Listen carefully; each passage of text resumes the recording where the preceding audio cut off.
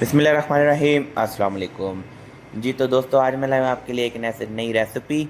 बहुत ही मज़ेदार भुनवा टिंडे बनाएंगे आप। आज हम आपके साथ रेसिपी शेयर करेंगे, तो वीडियो को एंड तक देखिएगा और चैनल को सब्सक्राइब कर लें, बेल आइकन के बटन को दबा लें, वीडियो को दोस्तों के साथ शेयर कर दें। सबसे पहले हमने 3 बड़े साइज़ के प्याज को कट कर लेना है और इसे हमने घी के अंदर भून लेना है अच्छे तरीके से। जब तक हमारे प्याज भूनते हैं, हम एक मसाला तैयार करेंगे। इसमें हमने 3 टमाटर लिए थे और इसे हमने बारीक साइज़ में काट लिया था। ये बेसिक मसाले इसमें यूज़ होने वाले हैं।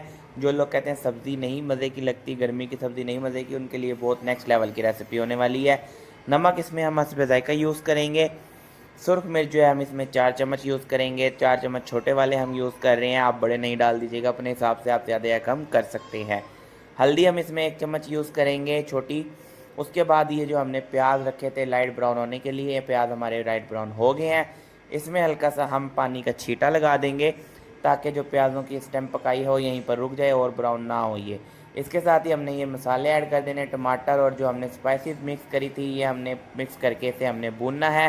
3 से 4 मिनट के लिए भूनेंगे। उसके बाद हम इसमें टिंडे ऐड कर देंगे। जो हमने टिंडों की सब्ज़ी बनानी है वो इसमें ऐड कर देंगे और उसके बाद हमने इसे 5 मिनट के लिए भूनना है। अच्छा, आप चाहें तो इसे कुकर का वेट भी दे सकते हैं, जल्दी गल जाएंगे। आजकल जैसे गैस का इशू चल रहा है तो ज़्यादा देर पकने के लिए टाइम नहीं होता और जल्द झटपट ये फौरी जो है रेडी हो जाएंगे। हमने इसे भुनाई करके 5 से 10 मिनट के लिए हमने इसकी भुनाई करनी है अच्छे तरीके से, ये गल जाएंगे।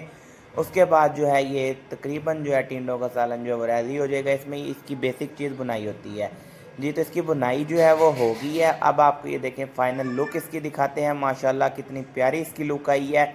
टेक्सचर आप चेक करें इसका, बिल्कुल जैसे कोई ग्रेवी वाली कढ़ाई होती है वैसे बनी हुई है और बहुत ही नेक्स्ट लेवल की इसकी खुशबू है, बहुत ही उम्दा इसका जायका है। आप एक दफ़ा ज़रूर ट्राई कीजिएगा। माशाल्लाह सुभान अल्लाह।